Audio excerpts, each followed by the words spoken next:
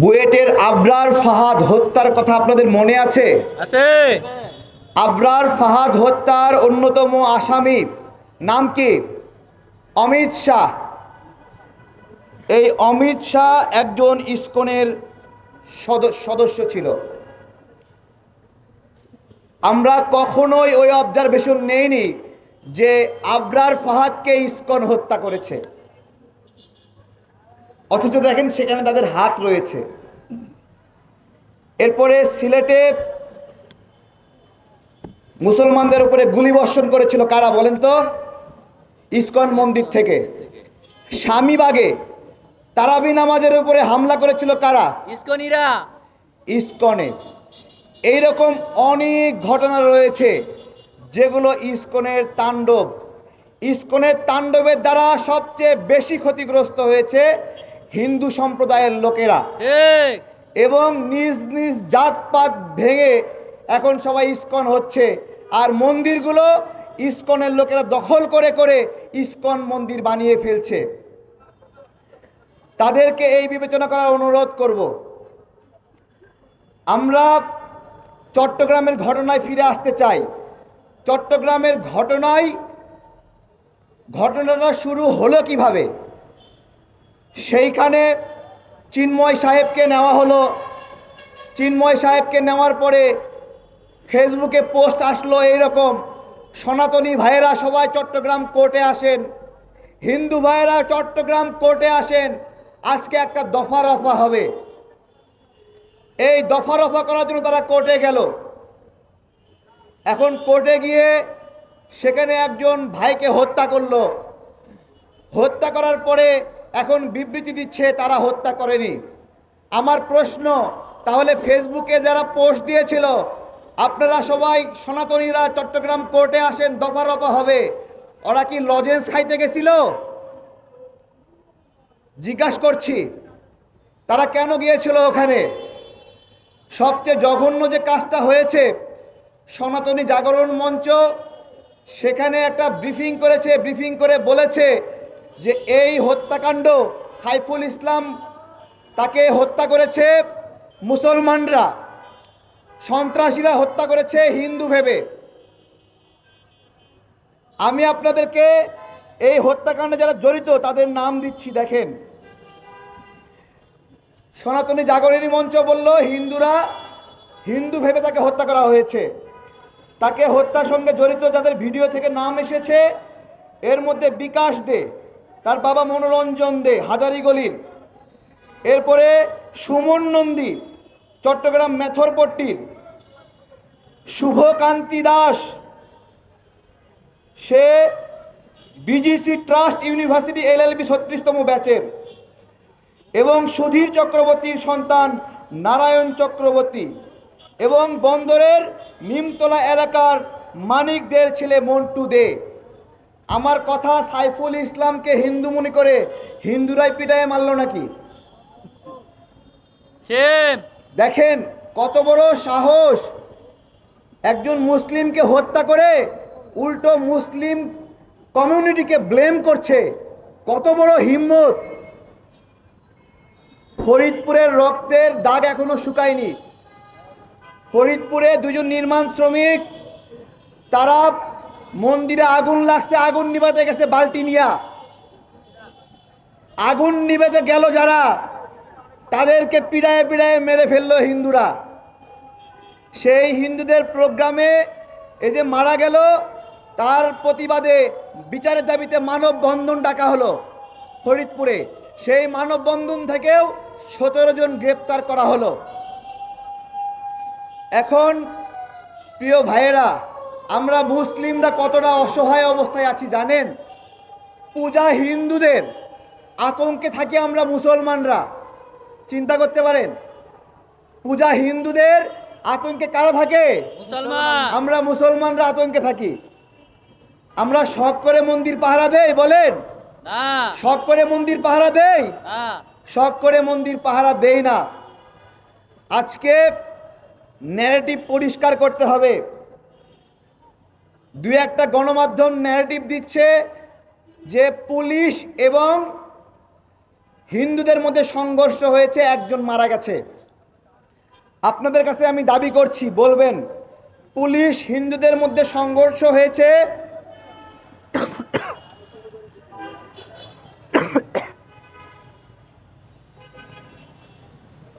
Police এবং হিন্দুদের মধ্যে সংঘর্ষ হয়েছে, একজন মারা গেছে। এই কথার দ্বারা কি বোঝা যায়?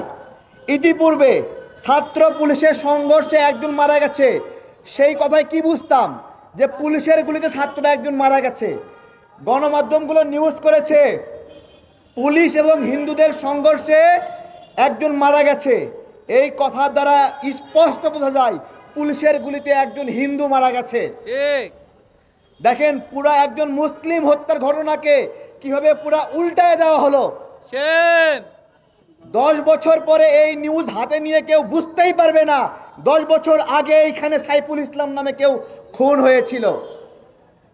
গণমাধ্যম ভাইদেরকে বলছি, এ কেমন ন্যায় বিচার করলেন মুসলমানদের উপরে? আপনাদের প্রতি আমাদের জিজ্ঞাসা। ওইখানে সনাতনী জাগরণী মঞ্চ তারা বক্তব্য দিয়েছে যে সাইফুল ইসলামকে হিন্দু ভেবে মেরে ফেলা হয়েছে।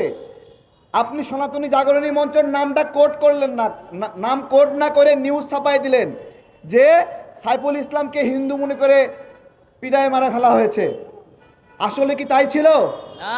সাইফুল ইসলাম মসজিদ থেকে বের হচ্ছিল, দেখছিল মসজিদে হামলা হচ্ছে, সে হামলা না করার জন্য অনুরোধ করেছে। সেই হামলা কেটা হ্যাঁ, এটা কি খুন নয়, সংঘর্ষ কিসের? এটা অপব্যাখ্যা করা হয়েছে। হ্যাঁ, ও এটা হলো এই যে ডেইলি স্টার লিখেছে খুন নয় সংঘর্ষ, বুঝতে পেরেছে? মানে তারা এটাকে খুন হিসেবে দেখায়নি, সংঘর্ষ হিসেবে দেখিয়েছে। দেখেন, খুন নয় সংঘর্ষ হিসেবে দেখেছে। আজকে জনতার আদালতে বিচার হোক, ডেইলি স্টার কাজটা কি ঠিক করেছে বলেন? ওখানে মুসলিমরা হিন্দুদের সঙ্গে সংঘর্ষ করতে গিয়েছিল? গিয়েছিল? কোন মুসলিম নেতা বলেছিল সবাই চট্টগ্রামে আসেন? কেউ বলেছিল কোন মুসলিম নেতা চট্টগ্রাম কোর্ট প্রাঙ্গণে আসেন? তাহলে কার সঙ্গে হিন্দুদের সংঘর্ষ হয়েছে? এই যে ডেইলি স্টারের ভাইরা, 2 দিন আগে গরু জবাই করা হলো আপনাদের এখানে, প্রথম আলোর ভাইরা। আপনারা কেন গরু জবাই করা হয়েছে? ঠিক এই ন্যারেটিভগুলোর কারণে, এই বয়ানগুলোর কারণে। এই বয়ানগুলো সঠিক কিনা বলেন আপনারা। আমরা হিন্দু ভাইদের উদ্দেশ্যে বলবো, আপনারা জবাব দিবেন। জবাবটা হলো, চট্টগ্রামে যে প্রোগ্রাম, এই প্রোগ্রামে যে সকল হিন্দুকে আপনারা বুঝে নিয়ে গিয়েছেন, সেই প্রোগ্রামের হিন্দু ভাইয়েরা 8 দফার 1 দফাও কেন জানে না বলেন? তাদেরকে জিজ্ঞাসা করা হচ্ছে 8 দফা কি কি, তারা বলছে 8 দফা তো কি কি জানি না। তাহলে কেন আসছেন? বলে 8 দফার জন্য আসছেন। তা 8 দফা কি কি? ভাই ওটা তো জানি না। তাহলে কেন আসছেন? 8 দফার জন্য আসছে। দেখেন, তারা যে বড় বড় সমাবেশগুলো করছে, সেই সমাবেশের ভিতরে বিশ্বজিৎকে যে কুপায়ে কুপায়ে হত্যা করেছে ছাত্রলীগের বিচার ওরা চায় নাই। তাদের সমাবেশে আপনার হলো সুনামগঞ্জে দিরাইতে আওয়ামী লীগের বাড়িঘর ভাঙচুর করেছে যুবলীগ নেতা, সেই যুবলীগ নেতার বিচারের দাবি নাই। তাদের সমাবেশে ওই 8 দফার মধ্যে ব্রাহ্মণবাড়িয়া নাসিরনগরে যে তাদের ঘরবর ভেঙে তছনছ করে দিয়েছে আওয়ামী লীগ নেতা, এবং সেই আওয়ামী লীগ নেতাকে শেখ হাসিনা নমিনেশন দিয়েছিল, বিচারের দাবির মধ্যে ওইটা নাই। বিচারের মধ্যে রংপুরে সৈকত 20টি হিন্দু বাড়ি পুড়াই দিয়েছে, সেই দাবি নাই 8 দফার মধ্যে। কেন নাই? কেন নাই? ওই দাবিগুলো করলে হাসিনা বেকায়দায় পড়ে। ওই জন্য আপনারা মানেন বা না মানেন, দীর্ঘ 15-16 বছর হিন্দুদের উপরে কোনো বিএনপি জামাত হামলার কেউ কোনো উদাহরণ দেখাতে পারবে না। কোথাও মাথায় বাড়ি দেওয়া হয় নাই। যত নিপীড়ন করেছে হাসিনা সরকার, কিন্তু হাসিনার বিরুদ্ধে কোনো প্রোগ্রাম করেনি, কারণ হাসিনাকে হিন্দুরা বেকায়দায় ফেলতে চায় নাই। আমার বিষয় হলো, হিন্দু ভাইয়েরা, হাসিনা আপনাদের প্রিয় কেন আর আমরা অপ্রিয় কেন? আপনাদেরকে উত্তর দিতে হবে। আমি কবে আপনার মাথায় বাড়ি দিয়েছি আপনি আমাকে অপছন্দ করছেন? হাসিনা আপনার প্রিয়, ইউনূস সরকার আপনার অপ্রিয় কেন? ইউনূস সরকার কবে আপনার মাথায় বাড়ি দিয়েছে বলেন? এত বড় বড় প্রোগ্রাম করে সরকারকে বেকায়দায় ফেলতে চেয়েছেন। সরকার, ইউনূস সরকার ভিতরে নিয়ে গিয়ে বলেছে মানুষ হিসেবে সবাই যে বিচার পায় আপনারাও সেই বিচার পাবেন। কোন জায়গায় অপছন্দের কাজ হয়েছে আপনাদের সঙ্গে? এরকম করছেন কেন? আপনাদেরকে কি কম দেওয়া হয়েছে? 8% হিন্দু 32% চাকরি দখল করে আছে। আমরা কোনোদিন বলেছি ওদেরকে বাদ দাও? কোনোদিন বলেছি 8% হিন্দু কেন 32% চাকরি নিয়েছে? বলেন কিভাবে নিয়েছেন? মেধায় নিয়েছেন নাকি ষড়যন্ত্র করে নিয়েছেন? বলেন। ষড়যন্ত্র। বলেন। এই যে ইসকনের কথা বলা হচ্ছে, ইসকনের এজেন্ডাই হলো বিভিন্ন দপ্তরে দপ্তরে ইসকনের সদস্যদেরকে ঢুকানো। কেমনে 8% হিন্দু 32% হয়েছে আপনারা বুঝতে পারছেন? ন্যায় বিচার প্রত্যাশা করেন, ন্যায় বিচারের কথা শুনবেন। আমরা কেমনি ন্যায় বিচার করব? ভালো করে শোনেন। আপনি লাঠি হাতে নেন, অস্ত্র হাতে নেন, কুপায়ে কুপায়ে সাইফুল ইসলামকে হত্যা করেছেন। আমি বলবো আপনাকে আমি হত্যা করব না, আপনাকে আমি মারবো না, আপনাকে আমি কাটবো না, পুরা রাস্তা ছেড়ে দিয়ে থাকবো, কিন্তু সারাক্ষণ মার খাবো এইরকমও না। আমরা, আমাদের ভাইয়েরা সারাক্ষণ ফেসবুকে কমেন্ট করছে যে হিন্দুদের এই সহিংসতার প্রতিবাদে এইটাকে শুধু ইসকন বলার কারণ নাই, এইটাকে শুধুমাত্র হিন্দু জাগরণী মঞ্চ বলার কারণ নাই। এই দুইটা সংগঠন বিলুপ্ত হলে আরেকটা নতুন সংগঠন বানাবে। হিন্দু ভাইরা বলছি ষড়যন্ত্র বন্ধ করতে হবে। আজকে আমাদের ভাইরা আমাদেরকে প্রস্তাব করছে, বলছে হিন্দুরা সন্ত্রাসী কার্যক্রম বন্ধ না করলে তাদের দোকান থেকে আর মিষ্টি খাবো না, বলছে তাদের দোকান থেকে দই খাবো না, বলছে তাদের দোকান থেকে কাপড় কিনবো না, তাদের দোকানে চুল কাটবো না। এইবার বলেন 8% মানুষ হয়ে 92% মানুষের কাছে ব্যবসা করতেন, বলেন সেই 92% মানুষের ব্যবসা আপনারা ছেড়ে দিবেন কিনা? বলেন ছাড়বেন কিনা? ছাড়বেন কিনা?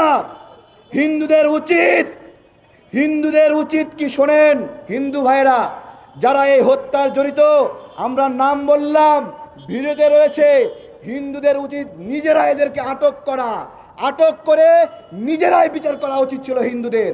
যদি বাঁচতে চান এইটাই একমাত্র সমাধান। আমরা বিচার করব না, হিন্দুদের বিচার হিন্দুদেরকে করতে হবে। আমরা যেটা করব, আমাদের সঙ্গে শত্রুতা করলে আমরা বন্ধুত্ব বন্ধ করব, আমরা একসঙ্গে চলবো না, আপনাদের সঙ্গে খাবো না, আপনাদের কাপড় কিনবো না, আপনাদের দোকানে মিষ্টি কিনবো না। দেখি আপনারা ব্যবসা বাণিজ্য করেন। ভারত ওই পাশ থেকে শুভেন্দু উস্কানি দিচ্ছে, সীমান্ত বন্ধ করে দেবে। আমি বলি শুভেন্দু, সীমান্ত বন্ধ করো। দীর্ঘদিন ভারতে আমাদের মানুষরা যায় না, বারবার নিউজ হচ্ছে কলকাতার ব্যবসায়ীরা মাছি মারছে, কলকাতার ব্যবসায়ীরা না খেয়ে মরছে।